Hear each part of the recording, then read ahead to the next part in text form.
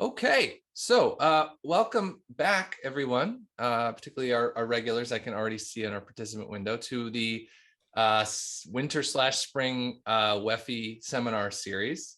We're happy to kick it off with a paper presented by, and of course, co-authored by Simone Lenzu from NYU. I'll let him introduce his co-authors.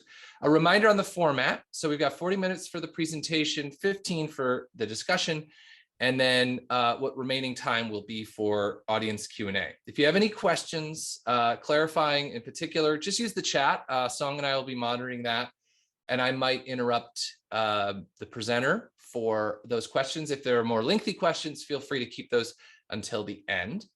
One announcement while I have everybody's attention, our wonderful PhD fellows in the WEFI group are organizing our third student workshop for PhD students in the room who have work in the areas we're interested in. I encourage you to submit. The students will build the program with a little bit of the help of the WEFI co-organizers, and we'll have something on May 2nd. So with that, I think I'm ready to hand it off to Simone. So floor is yours. All right, so thank you so much for the opportunity to present my research. This is joint work with Xavier Giroud at Columbia, and Quinn, who is a PhD at NYU, and Holger Mueller, my colleague here. So this is going to be a paper about like the propagation and amplification of local productivity shocks. And most closely, we will look at how a productivity shock that originates somehow like locally in a given county, for example, can propagate and amplify through the rest of the economy through the firm level networks, so plant level networks, so firms that are geographically diversified. So like the motivation of like the research, what really got it started is that every year in the United States, state and local governments spend billions of dollars, between $40 and $8 billion every year in subsidies for companies to try to convince them to locate within their jurisdictions. And of course, there are many reasons why like local politicians may want to do that, some of which are purely like political. There is at least one important economic reason why you might want to do that. And in particular, the reason is that there is at least an efficiency rationale for these local industrial place-based policies, which is the existence of Marshallian agglomeration externalities. What are these Marshallian agglomeration externalities? They're basically spillovers to the local economy that come in the form of input sharing, local market pooling, knowledge externalities that are basically raising the productivity of all the local workers and businesses, and therefore overall increasing the welfare of the local constituents. Now, what we try to do in this paper is providing evidence, and this is going to be reduced form evidence in the first part of the paper, and then we will move to a quantitative general equilibrium model. And this evidence, I think, shows that these productivity gains that originate locally can actually propagate throughout the rest of the economy because they travel within the plant level networks of multi-region firms. And we believe we have some evidence that we think is pretty compelling that these productivity spillovers that take place within firms are actually consistent with some knowledge sharing, knowledge spillover that takes place within the boundary of these geographically diversified firms. Now, we're not the first paper, of course, that tries to study the importance of these agglomeration economies. And the papers that did that not only documented the local effect, as we are going to do, but they also tried to understand what are the general equilibrium implications of these local productivity spillovers. And what they documented is that these local industrial policies might have some general equilibrium effects, mostly because factors of productions reallocate, for example, through labor migrations, but also because to the extent that these goods that are produced locally are tradable, then this is going to have effects somewhere else through, for example, the price of goods. And finally, there is also some work that these local industrial policies can affect the aggregate because they can somehow distort how firms allocate in different places. Now, what we're going to do in this paper is providing an additional channel, a new channel, a direct channel, that is going to link these local productivity effects and the aggregate economy. We are going to write down a general equilibrium model. And using this general equilibrium model, it's going to be a spatial general equilibrium model. We are going to provide a model-based evidence, we're going to quantify the importance of these productivity spillovers for the economy. And we think there are some interesting takeaways from this exercise. First of all, these within firm productivity spillovers that propagate within the boundary of firms can amplify and propagate these local productivity shocks. But interestingly, and perhaps surprisingly, these local productivity shocks that propagate within firm boundaries can ultimately widen economic disparities between regions. So in other words, regions that were already rich, they become richer. Regions that were already poor, not very productive, scarcely populated, they further lag behind. And the reason is that I will show you once we get more into the details. The reason is that the location of these multi-region plants, the plants of multi-region firms, is non-random. They tend to cluster in specific parts of the US economy. And as a result, not only they are more likely to experience local productivity shocks, but they are also more likely to benefit from these local productivity shocks that hit them through the network to which they belong. So let me just go right into the paper and describe how we are going to quantify and identify these local productivity shocks. Now, identifying local productivity shocks is notoriously difficult. So we are going to use and build on what we think is perhaps the best, if not maybe the only, well-identified experiment to try to measure the extent to which these agglomeration economies are important. And the experiment is going to be the one in the Journal of Political Economy by Greenstone, Hornberger, and Moretti in 2010. And what they do is they study what happens when $1 million plant, a large manufacturing plant, opens up in a given county. And what they are interested are spillovers that basically go from, let me see if this one works. They are interested in spillovers of incumbent plants that are due to the opening of these large manufacturing plants in the same county. And how do they do that? Well, they gather data from this real estate journal, the site selection journal, that basically identifies who is the runner-up county, the county that almost attracted the $1 million plant, but in the end it didn't. So what they do, they basically run a difference in different identification design where they compare some firm level outcomes, productivity in their case, of incumbent plants that are located near the $1 million plant to firm level outcomes of other plants that are located in the runner-up county. So in their framework, these runner-up counties and the plants that are located in the runner-up counties are going to be the counterfactual for the incumbent plants that are located in the winner county. The winner county is where the MDP is located. They show that there is no significant difference between the winners and the losers, both in levels and pre-trends, either at the county or at the plant level. So this is their experiment, and we're going to use their experiment and extend it in our direction, as I will explain in a moment. But first, let me spend a few more words on the identification of these local productivity shocks. So the data that we're going to use is the same data that they use, which is a US census data that combines the LBD, the CMF, and the ASM. And there are 47 of these experiments. So 47 openings of $1 million plants. Each has a winner county and potentially one or more runner-up counties. The identification design is going to be a difference in different design. We're going to compare plant level outcomes of treated and controlled plants. Again, the treated plants are the incumbent plants located in the county where the $1 million plant is opening. And the counterfactual, the control plant, are going to be the outcomes of these plants that are located in the runner-up county. And the plant level outcomes we will focus on are productivity, as Greenstone, Holger, and Moretti do, but also real variables, employment and wages, which is something that they don't do and we do in this paper. So this is, in a nutshell, our identification design. The key variable here is the interaction between winner, so you are a plant in the winner county, and post, where the post variable is turns to 1 5 years in one of the 5 years after the opening of the $1 million plant. Note one thing, in our regressions, we're going to exclude the $1 million plant itself.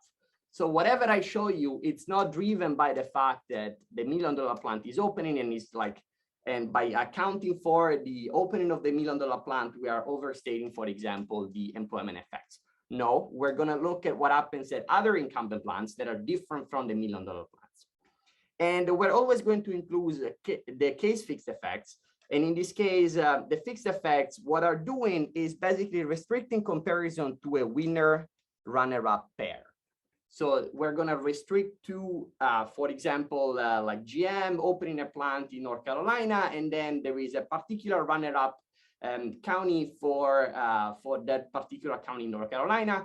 So the case fixed effect is going to restrict comparison of plant level outcome between the winner and the runner-up in that particular experiment.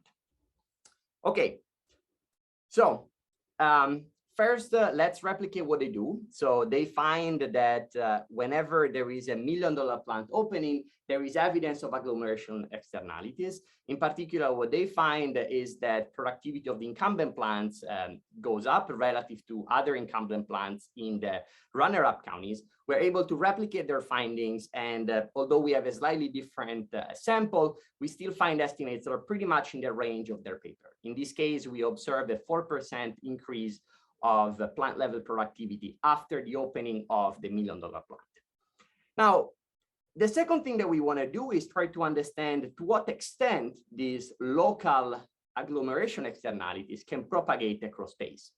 So what we did is basically build these distance rings around the $1 million plant. And so what we did was trying to understand how far away can these spillovers across firms travel. And what we find is that these local agglomeration externalities are indeed very local.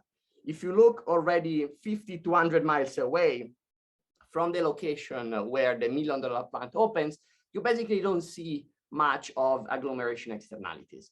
And this is not a new fact. Other papers have documented that, in fact, these productivity spillovers are very local. That's where the name local agglomeration externality comes from. Okay. Oh, quick question. Sure. Are these, how many of the MDP plants are foreign? It was just a quick clarifying question. Oh, I don't think we explicitly checked the foreign versus domestic. That's something that we can probably do. Yeah.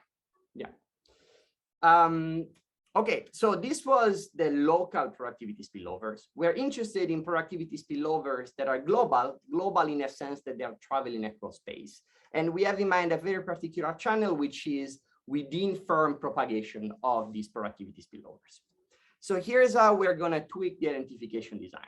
So this is the Greenstone Hornberger Moretti design, where they compare the incumbent plants in the winner and runner-ups. What we do is recognizing the fact that these plants that are both in the winner and the runner-up, they belong to different firms. So what we are going to do is look at distant counties, and we're going to try to see if there is any spillover that operates within the firm boundary by comparing plants that are treated because they belong to firms that are treated to plants that are untreated because they belong to firms that are untreated. Okay. So now the comparison is going to be between treated and control plants in distant counties, neither the winner county nor the runner-up county. And we want to understand if there is any productivity spillover that happens within the firm. Okay, and here's the result. So we find a 2% on average, a 2% increase in productivity of these distant plants. And note that in these regressions, we have a very important set of fixed effects, which are the industry county by year fixed effects. So what we are doing is comparing plant level outcomes of plants that are located in the same industry, in the same county, in the same year, but they just happen to be exposed indirectly to the $1 million plant openings through the plant level network to which, the firm level network to which they belong, okay? Now, we can study what happens in terms of treatment effect dynamics, also to understand to what extent these local productivity spillovers are related to the global productivity spillovers. First of all, you can see that in terms of pre-trend, there is not much going on before the opening of the $1 million plant. But then if you look after the opening of the $1 million plant, we see both a growing and then stable effect on plant level productivity in the case of the local productivity spillovers. But importantly, almost at the same time, we see an increasingly larger productivity of these distant plants that are related to the plants that are directly exposed to the $1 million shock, but they are located perhaps miles and miles away. Okay. Now, what's going on?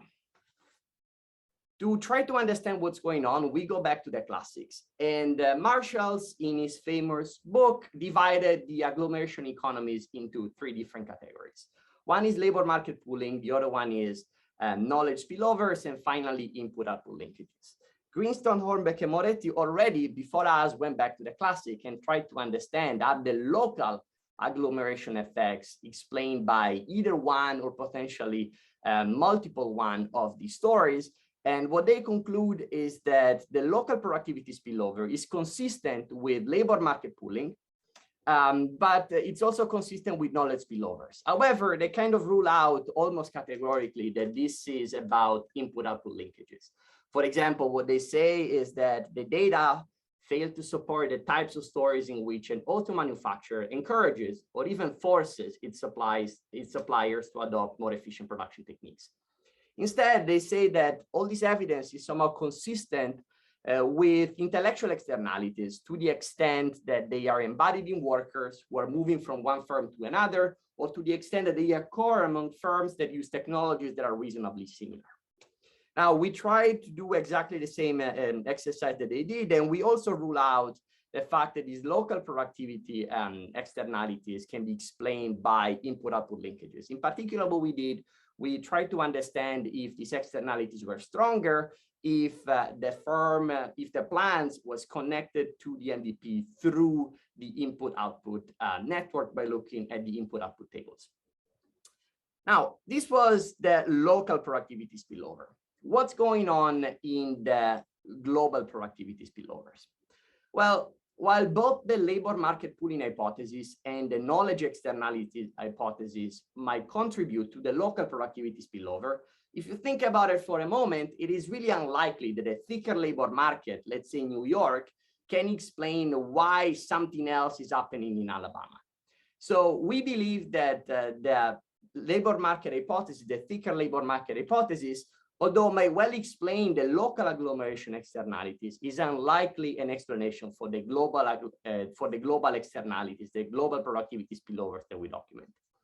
Knowledge, on the other hand, can be used both in local and distant plants. And indeed, once knowledge is generated within the boundary of the firm, it is somehow in the best interest of the firm itself to spread it out to the other production units.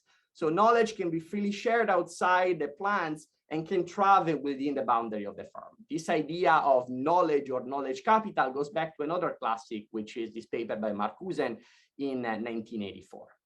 So in order to try to provide additional evidence to kind of support this idea that the reason why we see productivity growing in these distant plants, it's because the firm is sharing knowledge across its different production units, we are going to do 2 things.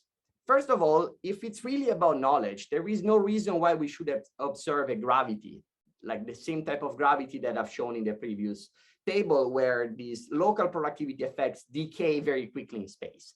Because knowledge can be shared, you expect a very little gravity because knowledge can travel freely.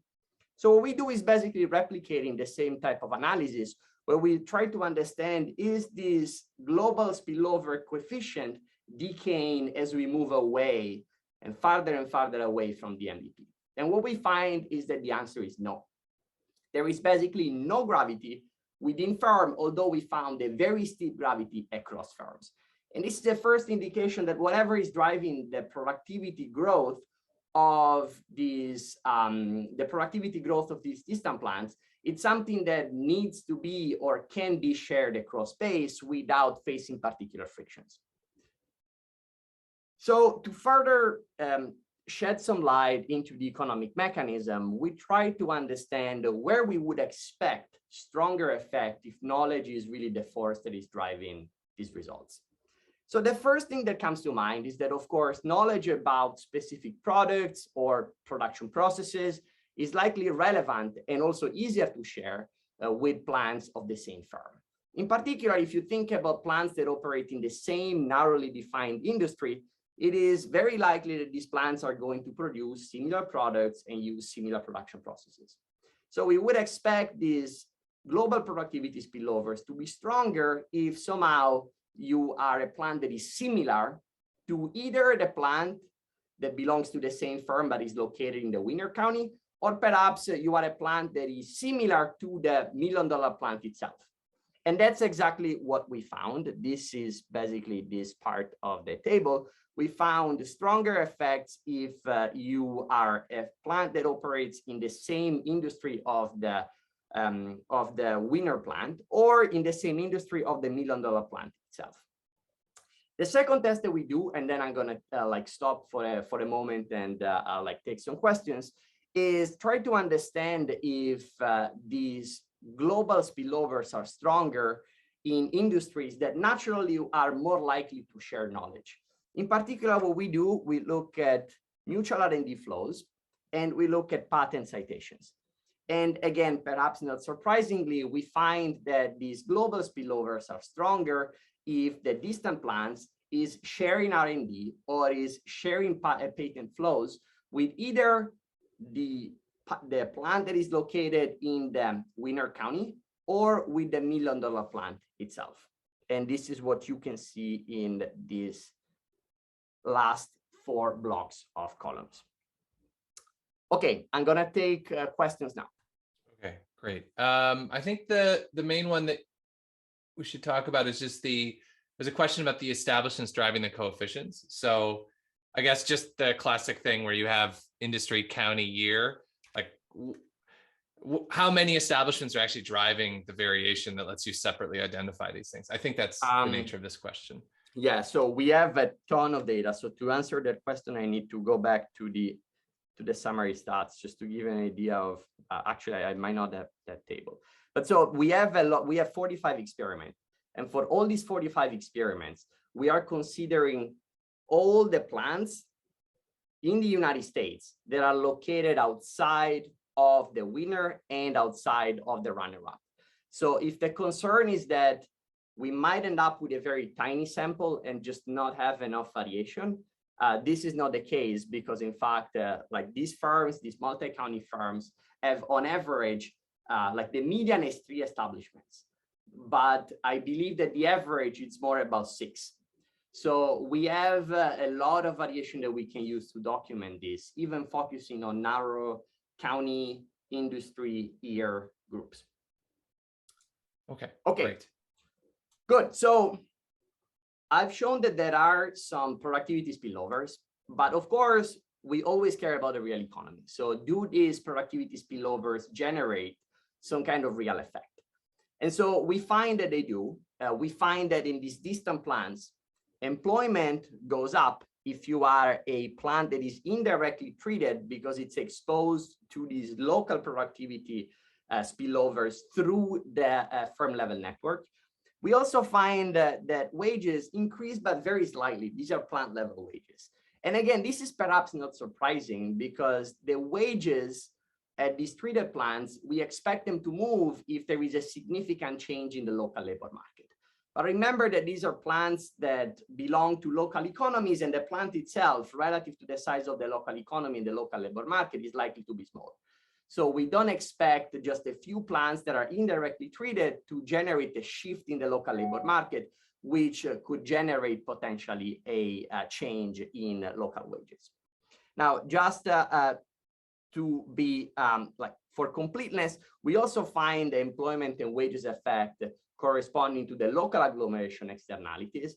And in this case, we do find that wages go up, and this is very natural that it does, because to give you an idea, the $1 million plant itself, if you look at employment prior to the opening of the $1 million plant, can account between 5 to 10% of the local employment in these counties. So it's very natural to see this $1 million plant opening moving both employment and wages of the incumbents that are located in the same area where the $1 million plant is opening.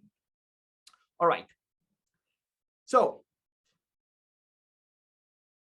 I started saying that we care about documenting the phenomenon, but also trying to understand whether these spillovers across space matter for the aggregate economy. And one thing that we can do really simple is a back of the envelope calculation. So we can think how many workers are on average employed by plants that are exposed to the $1 million openings, and how many employees work for other plants that are indirectly exposed to the $1 million plant opening. And we can do a simple back of the envelope calculation just using the reduced form estimates that I've shown you before. And what we find is that about twice as many workers end up being indirectly treated. So employment of about twice as many people is affected by this propagation of local productivity shocks within the boundary of firms. Now, this is suggestive. It's telling you that potentially these local productivity effects can matter for the aggregate. But of course, in order to answer the aggregate question, just stopping at the reduced form estimates, it's going to have a number of problems. For example, there are certainly general equilibrium effects as workers relocate, as goods prices move, rents are changing, and so forth. So to do that, we're going to build a quantitative special general equilibrium model. And what the model gives us is also a welfare metric. So we're going to be saying something about the welfare of these individuals that are exposed directly and indirectly to these local productivity shocks. Okay, so I don't have enough time, of course, to walk you through the details of the model, but let me give you at least a flavor. So the model that we write down is a quantitative special general equilibrium model. And the goal is going to quantify the impact of knowledge sharing through these plant level networks, both on the sub-regional, regional, and aggregate economy. At the regional level, for those of you that are familiar with trade models, this is going to look pretty much like an Armington model, where there will be a region-specific good that is produced by some intermediate producers, and then the good is shipped out to the rest of the economy, subject to some kind of trade friction. What we do, departing from the traditional Armington model, is basically adding plants, granular plants in this economy. And these plants are not plants in isolation, but they belong to plant level networks. And so the fact that these plants belong to firm level networks, and the fact that these plants belong to different firms means that they are sharing something. And in particular, what we envision is that they're sharing knowledge, again, consistent with the reduced form evidence that I've shown. And so this is basically providing a direct link across regions precisely through the plant level networks of these multi-region firms. At the sub-regional level, this is going to look like a Ricardian model, where there will be multiple plants, both of which are competing to produce these intermediate goods that finally are aggregated at the regional level. But what's really important is that workers in the economy will have the opportunity to choose where to work. So they will have location preferences. Often people call them like amenity shocks, but they will also care about real wages. So when they decide where to locate, they will take both into account. And firms are going to try to attract these workers. Actually, plants are going to try to attract these workers. And to do that, they're going to offer higher wages. And of course, more productive plants are going to offer higher wages because they can afford them. So these forces ultimately allow us to study how a productivity shock that originates in the local economy can potentially propagate to the rest of the economy. So how we're going to estimate this model? We're going to depart somehow from what people do in the quantitative, like spatial literature. And we're going to depart because very often they are interested in regional outcomes. And so they can often calibrate or estimate their models using some kind of regional data. Unfortunately, or fortunately, this doesn't work for us because we care a lot about the micro level forces. And in particular, we need to use moments that are plant level moments because we care about plant level employment, wages, and productivity. So what we're going to do is estimate the model using an indirect inference approach. And more specifically, what we do, we basically target as moments in the estimation of the model, the difference in difference estimates that you have seen in the previous tables. So we will try to ask the model to replicate the elasticity of employment, wages, and productivity to the MDP openings, both the local and the global one. And because these elasticities depend on some kind of structural fundamental parameter, then using these moments, we can actually estimate. We're using the right type of variation to estimate these fundamental structural objects. Now, we want to try to be as close as possible to the data. And so our model economy is going to consist of basically all the 3,000 counties. We're going to drop the very rural one where there are just not enough plants, and we're going to geolocate them in the map. So our model economy is going to be the United States economy. And we're going to assign to each county the actual mass of land, wages, and employment. And we're going to populate each county with plants and connect them through firm level networks. Now, there is a very important feature of the data that we have to match, because this is also going to be, as you will see in 2 minutes, one of the drivers of the aggregate results that are going to show. If you look at where these multi-region plants of multi-region firms are located, they are not randomly assigned across counties in the United States. They tend to be disproportionately located in high population, high GDP counties.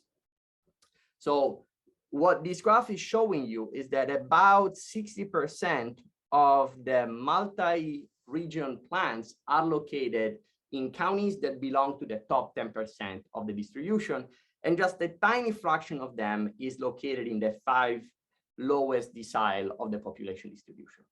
So because this strikes us as such an important feature of the data, we need to replicate this feature in the model. And in fact, what we do is we're going to assign multi-county plans to counties exactly matching or almost exactly matching the empirical distribution of multi-county plans that we see in the US Census data. I don't have time to go over the estimation results or the estimation routine. Let me just show you a map that shows you that the model does a pretty good job replicating what's going on in the real economy. So what you see in this map is county level productivity. Left is the data and right is the model. So you can see that our model, because we're feeding in so much data through the structure of the model, can recover an unobservable within the model, which is county level productivity. And you can see that the distribution, the spatial distribution of county level productivity mimics pretty closely what we can measure using the US Census data. Okay, so we have our machine. So now let's try to ask some interesting counterfactual questions that allow us to understand whether and to what extent these local productivity shocks matter for the aggregate, but also to whom they matter the most. So in the interest of time, I will mostly go over the first counterfactual exercise. And what we will be asking in the first counterfactual exercise is, what is the role of this within firm across location knowledge sharing for the propagation and amplification of a local productivity shock? In other words, if Amazon decides to open an HQ2 in New York, this is going to make all the New York plants more productive. That's fine, but what happens in the rest of the economy? And in particular, what happens to plants that also operate in New York? They are not Amazon, but they also have, like, they belong to a firm that also has a plant in Alabama. So that's what we're going to try to understand. So here is the experiment that we are going to set up. We are going to simulate local productivity shocks that very much mimic the ones that we have seen showing up after the opening of $1 million plant. For each of the 50 states, independently, we are going to simulate a 4% local productivity shocks to the plants in that state. And then following this 4% productivity shock, we're going to recompute the before and after equilibrium. So before the productivity, before the opening of the $1 million plant and after the opening of the $1 million plant, under 2 different scenarios. Scenario number 1 is what we see in the data. So is a scenario where actually there is knowledge sharing across plants. And scenario number 2 is a scenario where we're going to basically shut down the possibility of productivity to travel across space within the boundary of firms. And then once we have all these different 50 experiments, we're going to aggregate across them and try to understand what is the implication for the aggregate economy, what is the implication at the worker level, and how do these local productivity shocks end up shaping the distribution of economic activity in the United States. The first result, the aggregate result, is that, as you might expect, there is a significantly larger change in welfare if we allow knowledge sharing within firms. So this is looking at consumer utility, and it's telling you that, roughly speaking, consumer utility goes up by about like 40% if you allow this within firm knowledge, within plant knowledge linkages. And so this is, of course, an important result, because it's telling us that the possibility of firms to share knowledge across all these different production units ends up increasing welfare in the economy. What's less obvious is what happens if we look at individual workers. Who loses, who benefits? Let's first study the case without knowledge sharing. Now, what we did is basically dividing workers into three different types.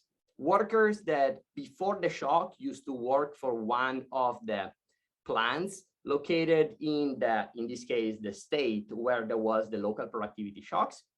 Workers that work somewhere else away from the state that is experiencing the local productivity shock, and they are non-connected. So they work for plants that do not belong to firms that also have a plant in the state that was shocked by the productivity shock.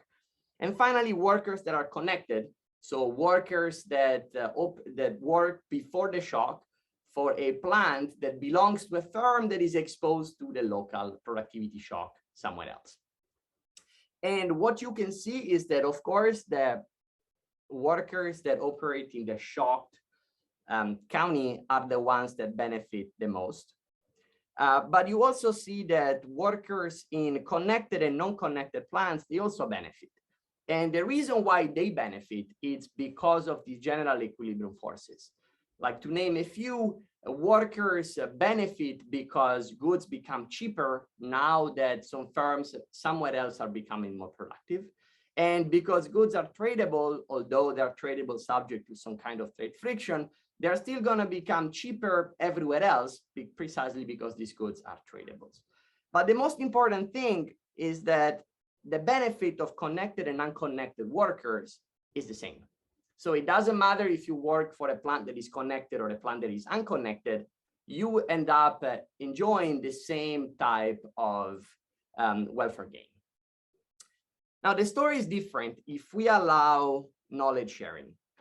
Also, in this case, you do see that the workers that benefit the most are the ones that are directly exposed to the local productivity shock. But you see also a tenfold increase in relative to unconnected, you see a almost tenfold increase of connected plants. And the reason is that if you're working for a connected plant, now the plant for which you're working is also going to become more productive. And because it's more productive, it's going to try to hire more workers. But in order to hire more workers, it needs to pay higher wages. And so that's why you are better off. So what this table is showing you is that there are some distributional effects of these local productivity shocks across space. Not everybody benefits equally. But because not everybody benefits equally, then maybe we should ask which part of the country are more likely going to benefit from these local productivity shocks. And here's where it comes back, the point that I made previously regarding the sorting of multi-county plants to high population, high productivity counties. Now, what you can see on the left is basically the change in workers' utility across counties that are sorted by their population desires. This is basically sorting counties by those that are least populated to most populated. And what you can see is that without knowledge sharing, everyone benefits. So there is an increasing welfare of all the counties without really any difference between highly versus poorly populated counties. The story is really different if you introduce knowledge sharing, because multi-region firms are mostly located in these counties. These counties are the ones that more likely benefit from these spatial productivity spillovers that take place within the boundary of the firm. The implication of this result is pretty straightforward. what these counties are, these are typically the low population, low productivity, low real wage counties. Whereas these counties are typically the high population, high real wage, high productivity counties. So despite the fact that the word knowledge sharing kind of brings memories like, we're all becoming more equal, in fact, what we show is that this knowledge sharing within the boundary of the firm ends up driving a further wedge between the real outcomes of the low productivity, low population, if you want, poorer counties in the United States and the ones of the rich. 1 minute. Okay, so I'm done. So let me just repeat the takeaways that are coming out of this quantitative exercise. We do find that this knowledge sharing within firm boundaries has important implications, not just locally, but also globally. There are much higher welfare gains, so the economy overall is better off. There is a propagation of these local productivity gains through the rest of the economy. However, how these gains are distributed across workers is highly uneven, because those that are connected, those that work for plants that are connected, end up benefiting much more than the unconnected one. And because there is a very strong sorting of multi-county plants to very specific region in the United States, the big production hubs, then we should expect that whenever a local productivity shock originates somewhere in the United States, the rest of the country is going to benefit, but not equally. And in particular, the richer are going to become even richer, whereas the poorest are going to probably lag further behind. Okay, that's all I have. I'm looking forward to the discussion, and thanks for your attention. Great, thank you. Our discussant is Chris Parsons. All right, thanks for having me. Do the slides look okay? Can you see them transitioning and stuff? Okay, awesome. Yeah. All right, so thanks for the opportunity to discuss this paper. I think about things in pictures. Simone had a nice picture already. I'll present a second one just because it helps me organize my thoughts a little bit better. So think about Nashville. That's a candidate for $1 million plant. Maybe they're going to get it. Maybe they're not. Austin's the runner-up candidate in this case. Maybe they're going to get it. Maybe they're not. The original Greenstone Hornberger Moretti experiment looked at this. If you never looked at this paper, it's a really neat paper. The idea is that when firms expand into different regions, they start with maybe 20 candidates, and they cut it to 10, then they cut it to 5, and they cut it to 3, then they cut it to 2. And the idea is that at some point, the last 2 are functionally equivalent. They go through a lot in that paper showing that if it ends up being Nashville and Austin, at the very end, it's kind of a coin flip between those 2. So if you buy that counterfactual for the plant that did actually get opened, then it's essentially as good as random variation, and the rest of it is you're off to the races. So there are 3 firms in Nashville already with these different colored stars, and there's 3 firms in Austin. So it turns out in this silly little example, Nashville gets the plant and Austin did not. And so the Austin plants do better. And you can see my super fancy graphics there. The little stars get bigger, and the Austin stars don't get bigger. And so the authors verify the original Greenstone Moretti magnitudes. It's about 4%. So this is the local stuff. So this is a $1 million plant opens up in Austin, and then other plants in Austin do better, about 4% in their paper. And if you look back at the original Greenstone Hornberger Moretti paper in the JPE, that's about what they find. So this is really nice external validation. Slightly, I mean, it's essentially, it shouldn't be that much different, but it's always comforting to know that the magnitudes look about the same. So what does this paper do? So it doesn't look at what's going on within Nashville and what's going on in Austin.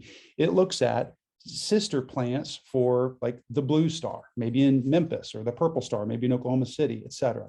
So you're looking at what happens to not the stars in the boxes, but in the same colored stars outside of the boxes. So Nashville gets the winner. We know that within Austin or within Nashville, that does well.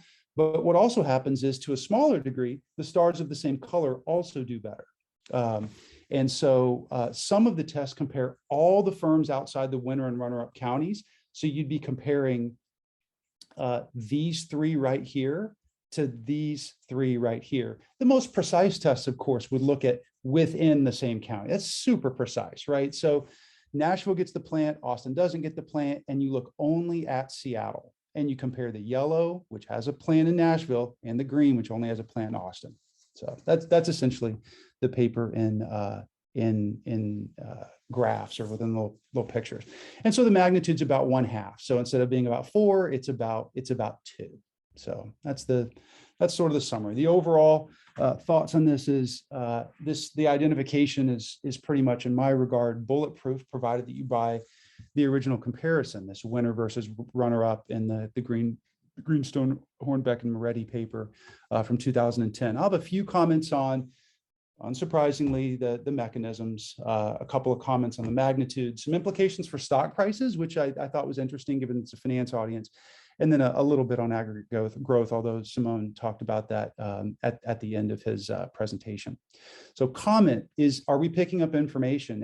And how much do we care if we are picking up information? Here's what I mean by that. Is what information? Okay, well, remember there's 2 experiments here. There's the original experiment within Nashville, and then there's the experiment from for the diffusion from Nashville to Memphis or whatever.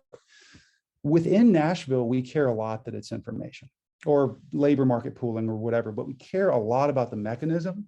So between local firms, so here in Nashville, the mechanism is kind of everything. It's like crucially important.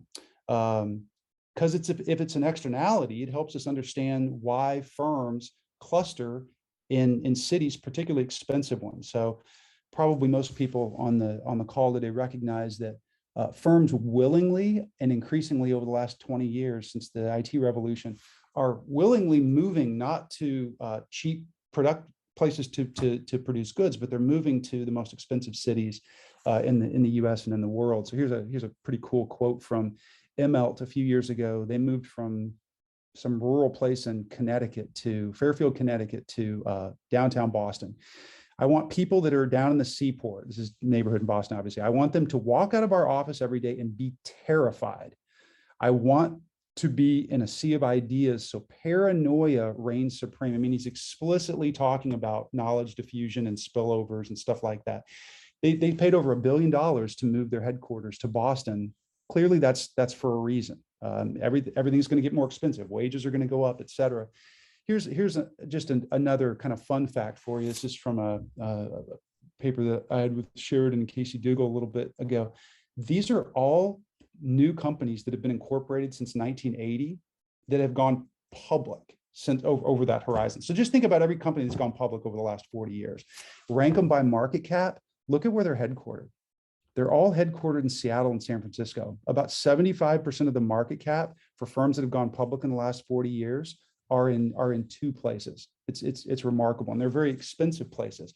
So just getting back to the fundamentals here, whatever your favorite mechanism is for local agglomeration stuff, that's super important, not only for economists, but for thinking about how these agglomeration economies work. And Simone talked about the classic examples are knowledge sharing, information diffusion. Labor market thickness, I don't know how important that one is. You do hear people talk about that a lot. More recently, Ed Glazer's got some stuff on consumption externalities. The idea that, I mean, just pick a random, well, it's not random anymore. So think about what happens to Houston when oil prices go up. Houston's an oil city, oil prices go up, that makes Houston develop. Well, when I was in college at the University of Texas, Houston was not any place that you wanted to be. Oil prices were $23 a barrel, but now they're $120 a barrel. That's going to help Houston develop. Well, that's going to make it more attractive for a biotech in Houston to open up a plant and attract good workers. You can think about writing a model down where that ultimately makes its way into stock prices. The point being, all of this stuff is really important within Nashville compared to the bane of the identification police for this literature is, well, it's not that the firms within Nashville are influencing each other like these little peer effects. It's that they're all subject to common shocks, tax rates or sorting or selection or something. And in that, you might think about a picture like this. So this is probably the most famous picture in urban economics, which is there's this huge effect for wages and city size. So the bigger your city, the more money you make. And there's lots of reasons why this could be. One could just be sorting. So lawyers in here, it's in Spain, obviously, but lawyers in Los Angeles make twice as much as lawyers in Fresno? Well, is it because the same lawyer moves from Fresno to Los Angeles, becomes a different lawyer and becomes more productive? Or is it just that the better lawyers show up in Los Angeles?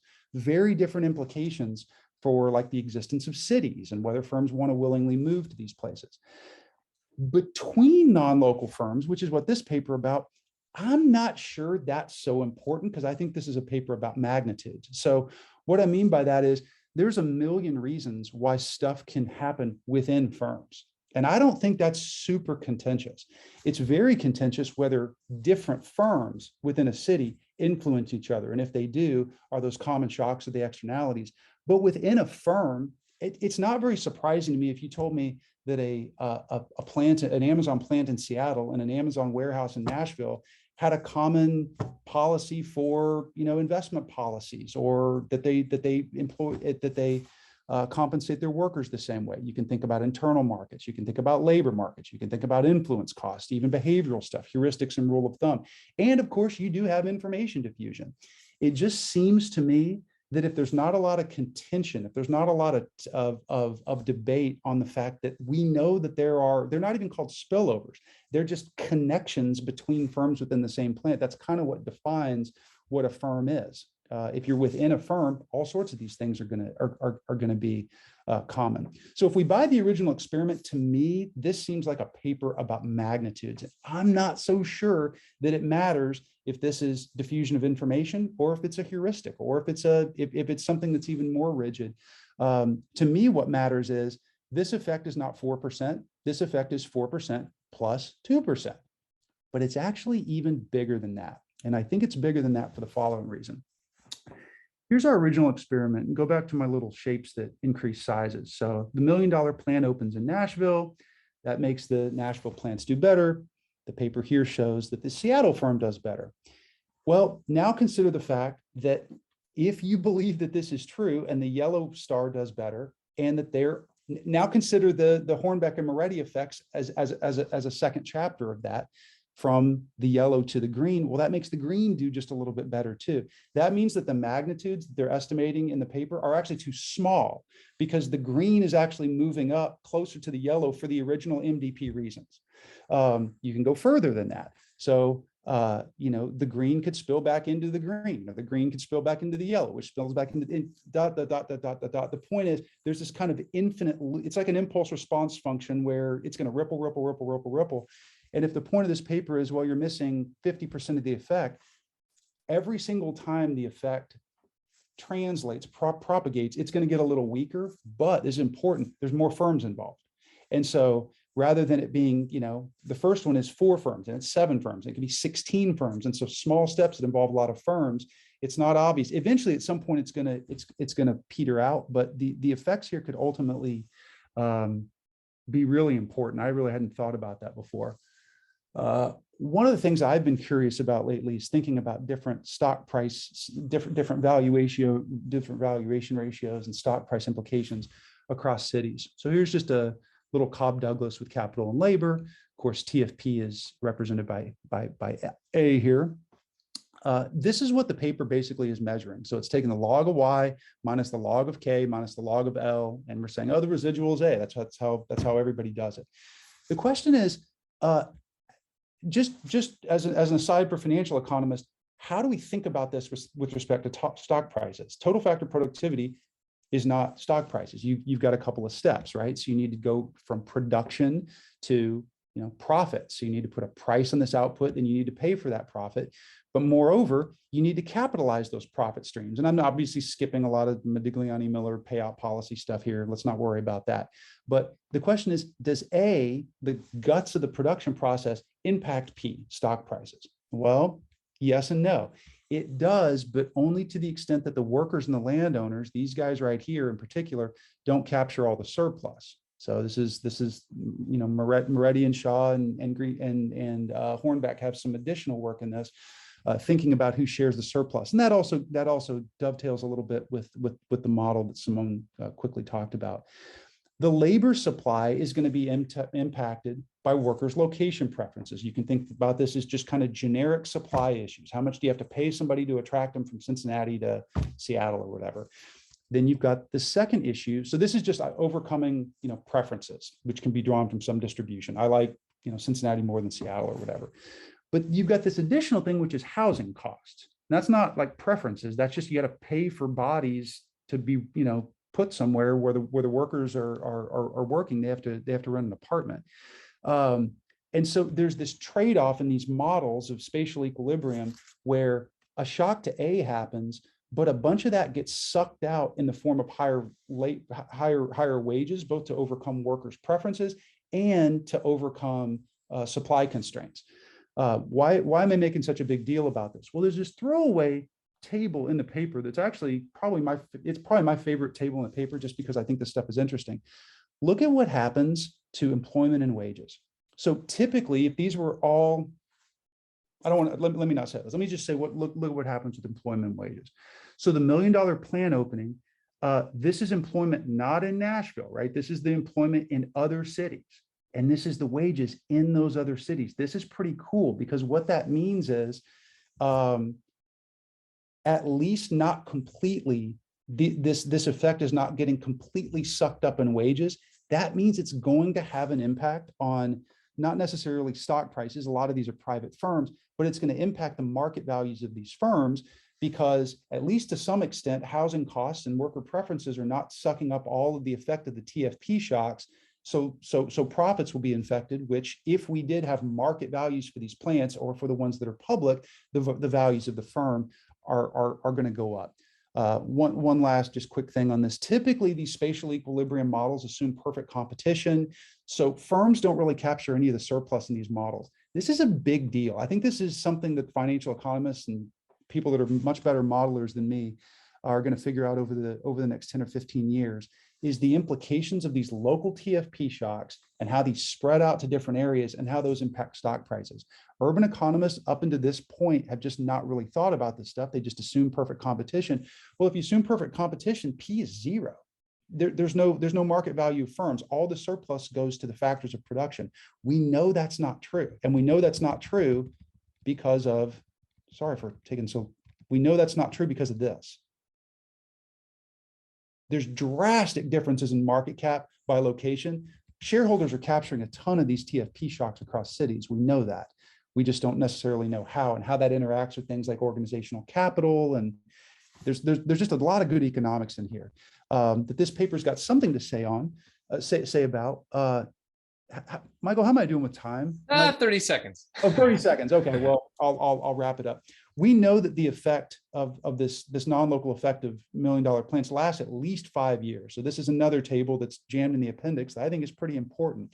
You could think about capitalizing this with a 5, 10, or even more horizon. You'd need to, there's some assumptions that you would need to make about how TFP affects stock prices. But this, I think, is a cool, interesting thing to potentially think about. The last thing that I'll say is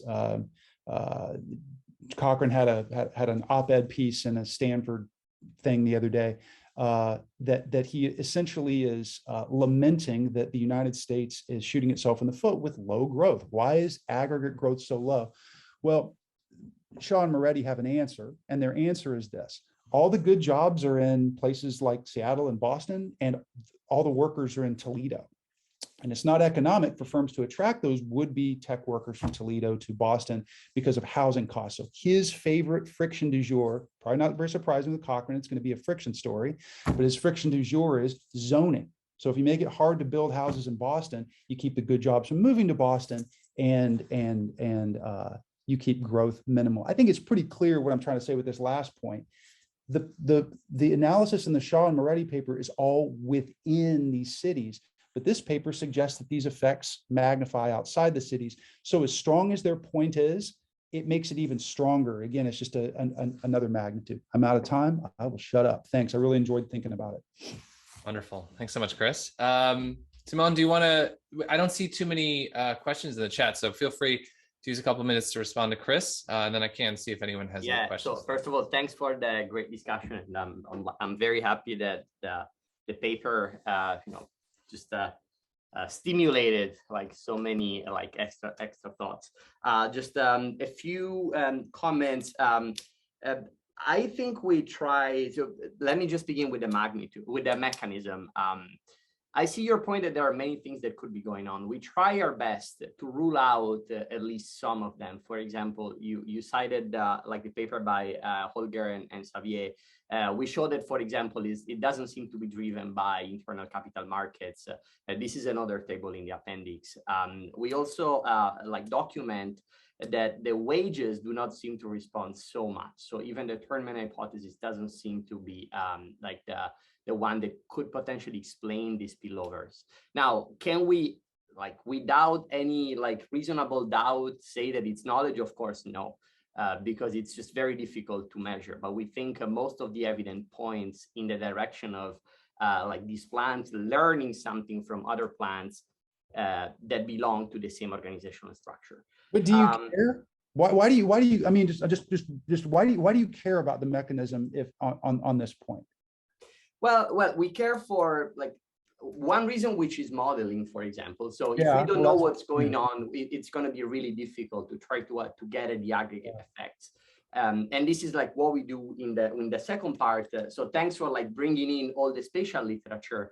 Like the model that we wrote, unfortunately, didn't have time to talk about, is precisely in the spirit of this literature. And two comments on this. Housing is certainly really important. In fact, one of the congestion forces, that's how like people in this literature like to contrast the agglomeration to something else, is precisely housing. Now, we have housing in the model is not really like it's a crucial model. It's a crucial element of the model, but it's not something that we pay a lot of attention to.